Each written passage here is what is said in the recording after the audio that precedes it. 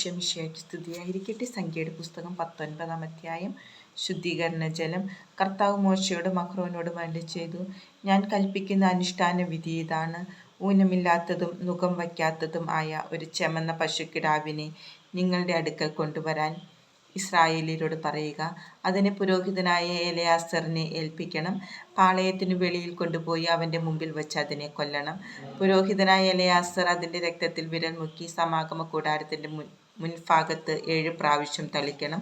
പശുക്കുട്ടിയെ അവന്റെ മുമ്പിൽ വച്ച് ദഹിപ്പിക്കണം. തുകലും മാംസവും രക്തവും ചാണകവും എല്ലാം ദഹിപ്പിക്കണം. ദേവദാരു, ഹിസോപ്പ്, ചെമന്ന നൂൽ ഇവയെടുത്ത് പശുക്കിടാവിനെ ദഹിപ്പിക്കുന്ന അഗ്നിയിലിടണം. പിന്നീട് അവൻ വസ്ത്രങ്ങൾ അലക്കി കുളിച്ച് പാളയത്തിലേക്ക് വരണം. സന്ധ്യ വരെ അവൻ അശുദ്ധനായിരിക്കും. പശുക്കിടാവിനെ ദഹിപ്പിച്ചവനും വസ്ത്രങ്ങൾ അലക്കി കുളിക്കണം. സന്ധ്യ വരെ അവൻ അശുദ്ധനായിരിക്കും. ശുദ്ധിയുള്ള ഒരാൾ പശുക്കിടാവിന്റെ ചാരം ശേഖരിച്ച് പാളയത്തിന് പുറത്ത് വൃത്തിയുള്ള ഒരു സ്ഥലത്ത് നിക്ഷേപിക്കണം. അത് ഇസ്രായേൽക്കാർക്ക് പാപമോചനത്തിനുള്ള ശുദ്ധീകരണ ജലം തയ്യാറാക്കുന്നതിനായി സൂക്ഷിക്കണം. പശുക്കിടാവിന്റെ ചാരം ശേഖരിച്ചവൻ വസ്ത്രമലക്കണം. സന്ധ്യ വരെ അവൻ അശുദ്ധനായിരിക്കും. ഇസ്രായേല്യർക്കും അവരുടെ ഇടയിൽ പാർക്കുന്ന പരദേശികൾക്കും ശാശ്വത നിയമമാണിത്. മൃതശരീരത്തെ സ്പർശിക്കുന്നവൻ 7 ദിവസത്തേക്ക് അശുദ്ധനായിരിക്കും. 3-ാം ദിവസവും 7-ാം ദിവസവും ശുദ്ധീകരണ ജലം കൊണ്ട് അവൻ തന്നെ ശുദ്ധനാക്കണം. അപ്പോൾ അവൻ ശുദ്ധനാകും. 3-ാം ദിവസവും 7-ാം ദിവസവും ശുദ്ധികർമ്മം നടത്തിയില്ലെങ്കിൽ അവൻ ശുദ്ധിയുള്ളവനാവുകയില്ല.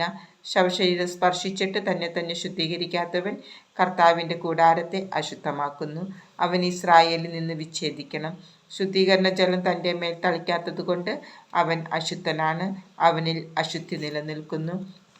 കൂടാരത്തിനുള്ളിൽ വെച്ച് ആരെങ്കിലും മരിച്ചാൽ അതേക്കുറിച്ചുള്ള നിയമം ഇതാണ്. കൂടാരത്തിൽ പ്രവേശിക്കുന്നവനും കൂടാരത്തിലുള്ളവനും 7 ദിവസത്തേക്ക് അശുദ്ധരായിരിക്കും. തുറന്ന് വച്ചിരിക്കുന്ന പാത്രങ്ങളെല്ലാം അശുദ്ധമാകും. വാളിനിരയായവനെയോ ശവശരീരത്തെയോ മനുഷ്യാസ്ഥിയെയോ ശവക്കുഴിയെയോ വെളിയിൽ വച്ച് സ്പർശിക്കുന്നവൻ 7 ദിവസത്തേക്ക് അശുദ്ധനായിരിക്കും.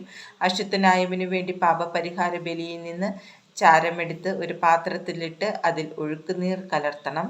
പിന്നീട് ശുദ്ധിയുള്ള ഒരാൾ ഹിസോപ്പെടുത്ത് ആ വെള്ളത്തിൽ മുക്കി കൂടാരം, ഉപകരണങ്ങൾ എന്നിവയുടെ മേലും അവിടെയുള്ള ആളുകൾ അസ്ഥിയെയോ കൊല്ലപ്പെട്ടവനെയോ ശവശരീരത്തെയോ ശവക്കുഴിയെയോ സ്പർശിച്ചവർ തുടങ്ങി എല്ലാവരുടെയും മേലും തളിക്കണം. ശുദ്ധിയുള്ളവൻ അശുദ്ധനായവന്റെ മേൽ ഇപ്രകാരം 3-ാം ദിവസവും 7-ാം ദിവസവും തളിക്കണം. 7-ാം ദിവസം അവൻ വസ്ത്രം അലക്കി കുളിച്ച് തന്നെ ശുദ്ധീകരിക്കണം. അന്ന് സായാഹ്നം മുതൽ അവൻ ശുദ്ധനായിരിക്കും.